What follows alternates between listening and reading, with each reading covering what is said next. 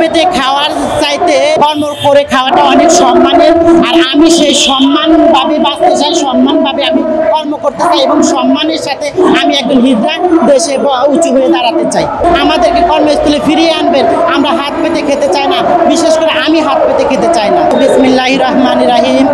আমি নয়নমণি হিজড়া। আমি দীর্ঘদিন যাবৎ হিজড়াদের কাজে পেশায় নিয়োজিত ছিলাম। আমি হিজড়াদের সাথে হাত পেতে খেতাম, আমি কালেকশন করতাম। কিন্তু আমি আসলে বরাবরই আমি হাত পেতে খেতে চাই না, কারণ আমার মতো অনেকেই আছে, অনেক সচেতন হিজড়াই আছে তারাও হাত পেতে খেতে চায় না। কিন্তু একটা বিষয় হচ্ছে গিয়ে আমাদের হিজড়াদের জন্য কোথাও বাংলাদেশে কোনো জায়গায় কোনো চাকরির ব্যবস্থা নাই, কোনো জায়গায় কোনো কর্মের ব্যবস্থা নাই। তাই আমরা হচ্ছে গিয়ে বাধ্য হয়ে আমরা হাত পাতি কালেকশন করি। কিন্তু আমি দীর্ঘ 10 মাস যাবৎ আমি হিজড়াদের পেশা থেকে বেরিয়ে এসেছি। আমি চাচ্ছি আমি কর্ম করে খাবো, আমি হাত পেতে খাবো না।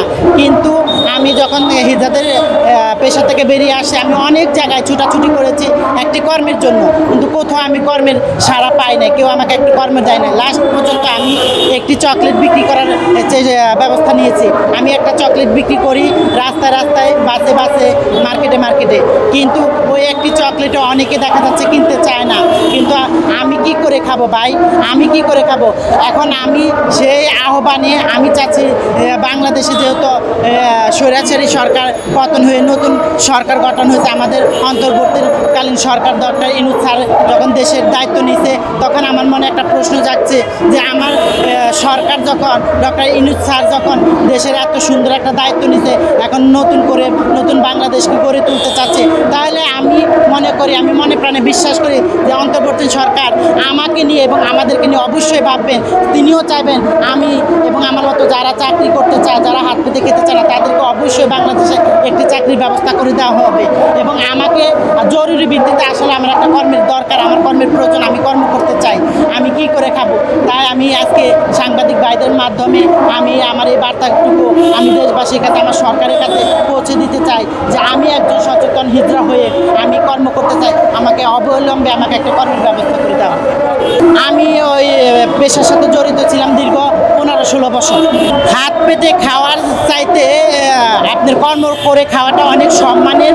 আর আমি সেই সম্মানভাবে বাঁচতে চাই, সম্মানভাবে আমি কর্ম করতে চাই এবং সম্মানের সাথে আমি একজন হিজড়া দেশে উঁচু হয়ে দাঁড়াতে চাই। সেই ব্যবস্থাটা আপনাদের দেশবাসীর সরকারের নিতে হবে। কারণ আমি হিজড়া বলে আমি অবহেলিত কেন থাকবো? আমি হিজড়া বলে আমি কেন কর্ম করতে পারবো না? অবলম্বে আমি দেশের একজন নাগরিক, দেশের একজন জাতি, আমি দেশের মানুষ হিসাবে আমি দেশবাসীর কাছে, সরকারের কাছে আমি আহ্বান করতে পারি, আমি রিকোয়েস্ট করি হাত জোড়ে যে আমাকে একটা অবিলম্বে আমাকে একটা কর্মের ব্যবস্থা করে দেওয়া হোক। আমি চাই, কারণ আমি হাত পেতে খেতে চাই না, আমাকে একটা কর্মের ব্যবস্থা অবশ্যই করে দেয়। এবং আমার সাথে যারা অনেকে আছে যারা কর্ম করতে চায় তাদেরকে কর্ম দেওয়া হোক। যারা হাত পেতে কালেকশন করে খেতে চায় তারা কালেকশন করে খাক, তাতে আমার কোনো আপত্তি নেই। আমরা হিজড়া বলে কি আমাদের কোনো সম্মান নেই, অধিকার নেই? কেন থাকবে না? আমরা তো আপনাদেরই সন্তান, আমরা তো আপনাদেরই জনগণ, আমরা তো দেশের জনগণ। তাহলে কেন আমরা সম্মান পাবো না? কেন আমরা অবহেলিত থাকবো? কেন আমরা চাকরি পাবো না? তাই আমি দেশবাসীর কাছে আবার আহ্বান করছি, আপনারা আমাদের দিকে অবশ্যই সুদৃষ্টিতে তাকাবেন, আমাদেরকে কর্মস্থলে ফিরিয়ে আনবেন। আমরা হাত পেতে খেতে চাই না, বিশেষ করে আমি হাত পেতে খেতে চাই না। আসলে আমাদের দলীয় সবাই আসলে তো বহু আগে চাকরি হতো, বহু আগে অনেক কিছু হতো। আমাদের ভিতরে অনেকে চাকরি করে না, করতে চায় না, আবার অনেকে চাইলেও পায় না। আর আমাদের তো হিজড়াদের তো কোথাও কর্মই নাই, চাইবো কীভাবে? এখন কেউ আসতে চায় না। একটা কবির কথা আছে যেটা আজকে আমি স্মরণ করে বলতে চাই যে যদি তোর ডাক শুনে কেউ না আসে রে, তবে একলা চলো রে। আমি আমার একলা অগ্রযাত্রায় আমি শুরু করেছি। আমি চাই আমাকে যদি আর দেশের সরকার, দেশের মানুষ চাকরি দিয়ে একটা জায়গায় পৌঁছে দেয়, তাহলে আমার দেখা দেখি আমার ইন্সপায়ারে অনেক হিজড়ারে সচেতন হবে, অনেক হিজড়ারে কর্ম করতে চাইবে।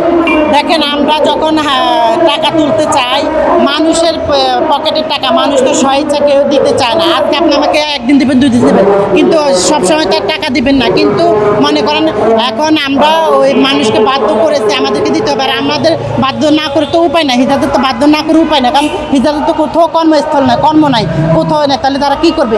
তারা বাধ্য হয়ে কিন্তু এই পথটা বেছে নিয়েছে।